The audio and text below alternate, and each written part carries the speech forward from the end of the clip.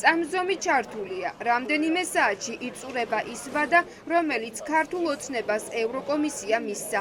ორშაბათიდან ბრიუსელი დაიწყებს იმის გარკვევას, რა შეასრულა ივანიშვილის გუნდმა მოთხოვნებიდან, რომელიც ბრიუსელიდან თბილისში გამოიგზავნა.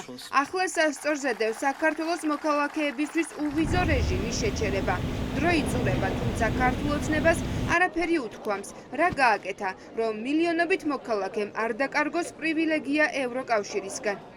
საქართველოს მოქალაქეების თვის ერთის მხრივ ეს ვიზალიზაციის დაკარგვა არ არის უბრალოდ რაღაცა უვიზო გადაადგილების დაკარგვა, ერთის მხრივ ეს არის ჩვენი რაღაც მთელი ღირებულებით სისტემის ჩამოქცევა, იმ არჩევანის ჩამოქცევა, რაც ქართულმა ხალხმა ჯერ კიდევ 30 წლის წინ გააკეთა.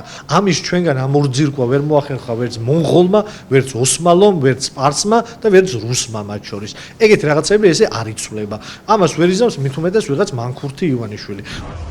ვადის ამოწურვამდე ერთი დღით ადრე ევროკავშირის საგარეო საქმეთა მინისტრები დანიის დედაქალაქ კოპენჰაგენში არაფორმალურ შეხვედრაზე შეიკრიბნენ.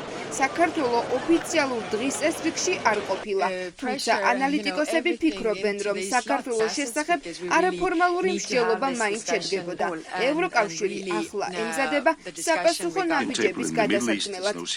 ეს ეროვნული კატასტროფა შეიძლება თავს დააწყდეს საქართველოს და ძალიან ბევრი ადამიანი დაზარალდება და დაზარალდებიან ის ადამიანები, ვინც ცხოვრობენ ახლა ევროპაში, ვინც მუშაობს, ვინც განათლებას იღებს, ვინც ჯანმრთელობისთვის იბრძვის, სიცოცხლისთვის იბრძვის, ამიტომ ეს არის წარმოუდგენელი ეროვნული კატასტროფა. ერთადერთ გამოსავლად იმისთვის, რომ არც უვიზო შეჩერდეს და ზოგადად ქართული ხალხის ნება იყოს ის, რაც არის ასახული მის ასე ვთქვათ, ნების გამოხატულებაში არჩევნებზე ან შემდგომ ეს არის რეჟიმის ცვლილება. ჩვენ სამწუხაროდ გვაქვს იმის მოლოდინი, რომ შეჩერდება ვიზა ლიბერალიზაცია, გამომდინარე იქიდან, რომ ქართული ოცნების რეჟიმი იყენებს ყველა ბერკეტს იმისთვის, რომ არ მოხდეს მათი ინდივიდუალური დასანქცირება. ისინი ამისთვის იყენებენ უნგრეთს და ცდილობენ მაქსიმალურად, რომ ვერ შედგეს კონსენსუსი ევროკავშირში. ევროკომისიის გამოგზავნილი 8 პუნქტიდან დასავლეთი მოითხოვს რეპრესიული კანონების გაუქმებას და პოლიტიკური პატიმრების გათავისუფლებას. არც ერთი პუნქტი და გადაწყვეტილება ქართულ ოცნებას არ შეუცვლია. არადა სასწორზე ახლა ვიზა ლიბერალიზაცია დევს. დემოკრატიის სერიოზული უკუსვლის გამო ევროკომისიის რეკომენდაციების უგულებელყოფით ქართული ოცნება საკუთარ მოქალაქეებს უდიდეს განსაცდელში აგდებს, ამბობს პოლიტიკის ექსპერტი. სამწუხაროდ ეს ყველაფერი სახელმწიფოსაც აისახება, ხო, ეს მარტო ხელისუფლების პრობლემა არ არის. კი ცდილობს იგივე ოპოზიციაც, რომ გაყოს ხელისუფლების პრობლემები და სახელმწიფო პრობლემები, მაგრამ ესე არ გამოვა. იგივე უვიზო რეჟიმთან მიმართებაში არის მცდელობა, რომ ის დაასანქცირებდა ხალხი არა, მაგრამ სამწუხაროდ ეს მექანიზმები ესე არ მუშაობს. ასე რომ კარგს არაფერს არ ველოდები. ამოწურვის შემდეგ რაღაც პერიოდი დაჭირდება უკვე კონკრეტული მექანიზმების ჩართვაზე გადაწყვეტილების მიღებას. საქართველოსთვის ვიზა ლიბერალიზაციის შეჩერების გადაწყვეტილების მისაღებად 15 ქვეყნის დასტურით საკმარისია.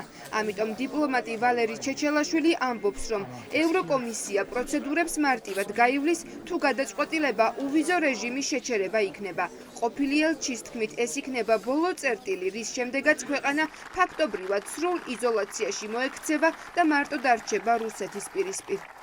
ჩვენ ჩამოვცილდით ევროინტეგრაციის პროცესს.